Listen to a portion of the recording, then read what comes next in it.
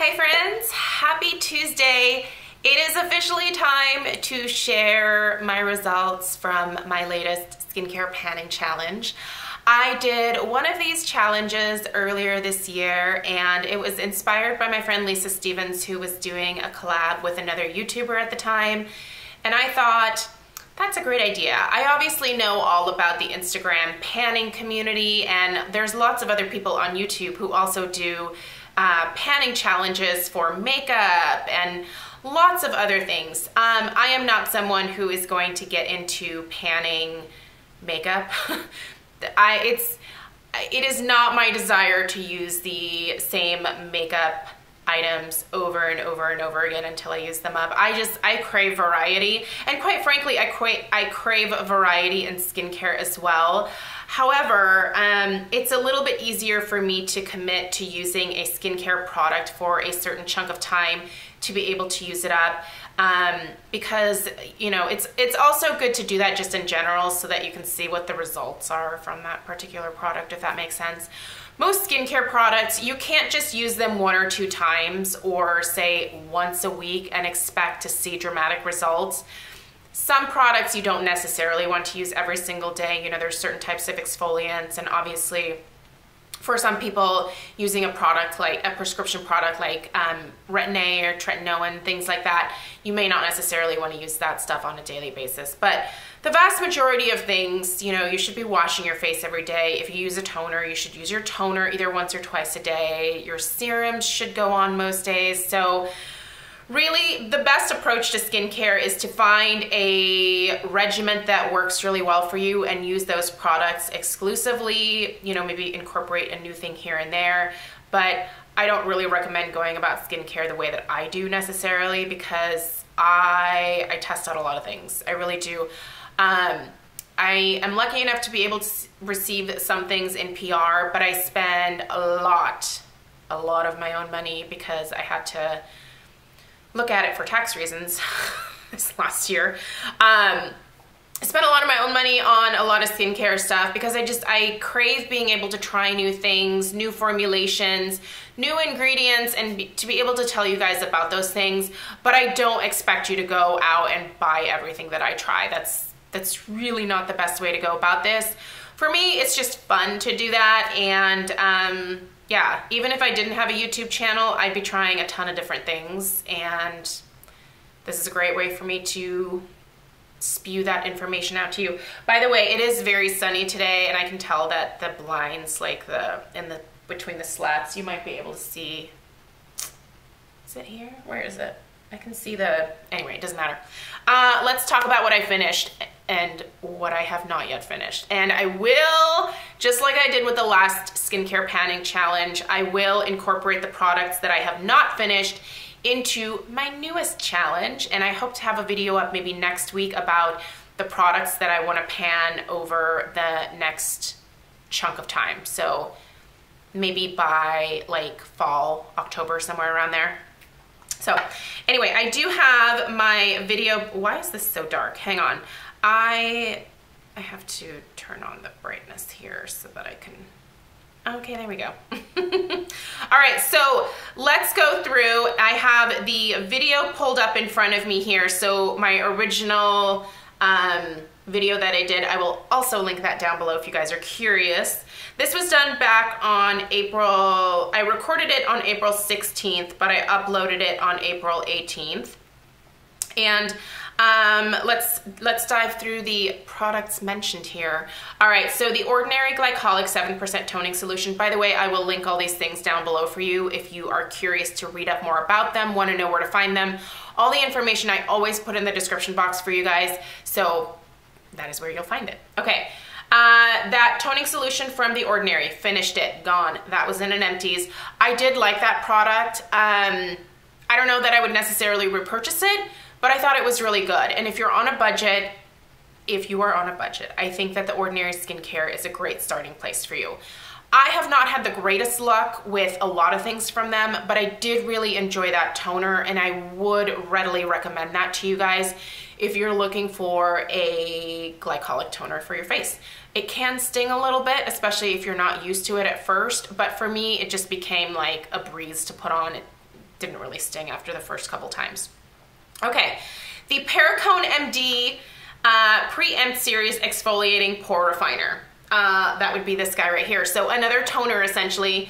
And I don't know if you can see, but I'm down to just about right here. So I don't have much left, but I have to admit that I have not been using this as religiously as I should.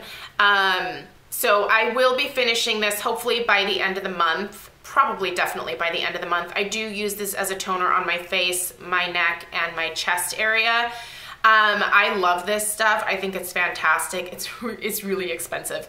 And I would say if I had to talk to those of you on a budget, do I think it's worth it for you to splurge on this? No, I would say go for the ordinary one first before this. They both kind of do the same thing where they help to keep your skin nice and smooth. I do find that this one does help with clogged pores, so sebaceous filaments or blackheads, things like that. I find that this is a little bit better at that than the AHA is in the other one, but you know, this is a good product, but it is really expensive, so I can see why most people would not want to splurge on this. But I do like it, and if at some point I can get this in a set again with some of the other products from the Preempt series, I would absolutely buy it, just because I think it's good. But it's expensive, I'm not gonna lie. Okay, we have a couple products here from the Hey Honey line. These two. I did not finish these, but I did put a decent chunk in them. So this is the Hey Honey Good Morning Honey Silk Facial Serum. This is the Hey Honey Good Night Royal Honey Gel Facial Replenisher with coenzyme Q10. That's a mouthful. This I would use at night. This I would use in the mornings on my neck and my décolleté. I can use this on my face, but I just don't need this much moisture at this point in the year because my skin's really oily, and I find that much more basic moisturizing works a little bit better for me. So I do use this Paula's Choice Resist Super Light Daily Wrinkle Defense, which is actually a moisturizer and SPF in one. So for me, I usually get the moisture that I need from this, but I've also been using the Saturday Skin Facial Moisturizer as well on like this part of my face. I like that a little bit better. Why did it all of a sudden get echoey in here? Can you guys hear that? It's kind of weird. Anyway, I will finish these within the next few months. These will go back into the challenge along with this and the rest of what I'm going to show you here. But these are good. I do recommend them. They're a little bit more expensive. You can find this line at Ulta. It's a really good line. They have, I want to try more from them. But yeah, just really good moisturizers for your skin. So you guys are also getting some mini reviews, aren't you? Okay. Kate Somerville Wrinkle Warrior 2-in-1 Plumping Moisturizer and Serum. Okay, I have to admit, I was testing a neck cream from Dermatology for a while, and so this was put to the side for a few weeks, and so I have not used as much of this as I wanted to, but this is a really great product. It's for use on your face as well, and I would use this on my face some nights. But for the most part, it's too heavy for me for during the day, so this is more of like a nighttime moisturizer if I do put it on my face. I do like using this on my neck and my décolleté during the day. I do think that it absolutely helps to plump up the skin and helps to reduce the overall appearance of your fine lines and wrinkles. Anytime that you are hydrating the skin, you're plumping it up and you're causing those wrinkles to kind of like stretch out a little bit more, if that makes sense. So like with your knuckles, you know, when they're just kind of resting like this, you can see like the wrinkles in your knuckles. But if you do this, the wrinkles like smooth out and disappear. It's kind of the same thing when you're moisturizing your skin. It just sort of gets plumped up from the inside, and those fine lines and wrinkles just appear diminished. Now, do I think that anything can take away wrinkles entirely? No, but you can definitely lessen the look of them with a lot of skincare products. You know, there's also Botox that can help with reducing wrinkles. I have not ruled out Botox in my future. I think that I'm going to try to prolong that as long as possible. I would consider getting it in my forehead only because I have this really expressive face here. And yeah, these things are getting kind of annoying because makeup does collect in there. But as of right now, I'm still okay with how my skincare is doing, and I'm gonna keep going with that as long as I can, because yeah, that can get expensive. I look forward to finishing this though, definitely before the end of the year. It is a really great product and I do recommend it. I love Kate Somerville.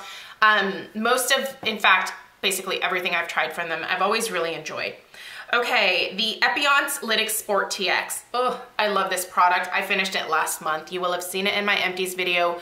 Great product for those of you that are looking to help smooth the look of your sebaceous hyperplasia. That is what I find that product does for me. So these little kind of skin colored bumps that I have on my face, those are clogged oil ducts, and there's no way to truly eradicate them from your face once you have them. They're a combination of genetics and sun damage from what I have read. You can have them zapped by either an esthetician or your dermatologist, but for the most part, once you have them, you just kind of keep them looking flatter by using a lot of BHA, a lot of AHA type products. I've never had mine zapped, but again, it's not something that I would rule out for the future, but I'm finding that with using the products like the Lytic from Ebates, it does make a big dent. There's several formulations of the Lytic, by the way. The one that I use, the Sport TX, is for combination oily skin. There's also one for normal skin. There's one for sensitive dry skin. So, you know, depending on what your skin type is. Paula's Choice BHA 9, finished it. I go through one of those every couple months, and I know it's expensive. It is wildly expensive for the amount that you get, but a little bit goes a long way. The BHA 9 is what cleared the blackheads from my face. It took a while of consistent use. I'm not gonna say you're gonna see your blackheads gone like in a matter of like 2 days. It took consistent use, but they went away, and now I just use the BHA maybe once, twice a week to maintain. I spread it all over my face because I am just blackhead prone everywhere because I'm a giant grease ball with enormous pores. But yeah, it's a wonderful product. I will always repurchase it. I have several backups of it because whenever Paula's Choice has a sale, I stock up. I don't always show you guys the hauls because you'll think I'm ridiculous, but there are just some products for me skincare wise that are must have, like backup, gotta do it products, and that is one of them. Okay, Biossance Squalane and Peptide Eye Gel. So I had 2 samples from Sephora, finished them both. I love that eye cream. That is really nice. I do think that it helps with puffiness. I don't know about dark circles. I don't deal with that issue, but I do know that it's a really nice eye cream. I love to put it on in the morning. I love to put it on at night. It absorbed very quickly. I love squalane oil. The Biossance squalane oil is one that I really enjoy. If you've never tried it, I will link that down below as well. It's wonderful. It's not as good as my beloved Drunk Elephant Virgin Marula oil, but it's pretty close up there. So finish those, they are gone.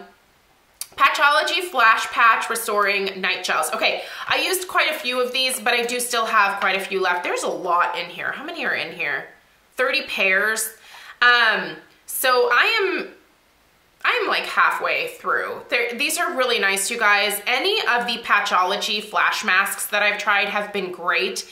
I just got kind of lazy about using these, but they're nice because after you put them on, you leave them on for like 5 minutes. I don't know why I'm lazy about this, but you just work the serum into your skin. You don't have to wash it off or anything. So I'm gonna put these back out on my counter and just remember to use them like every 2-3 nights. They are wonderful. I highly recommend them. Great product.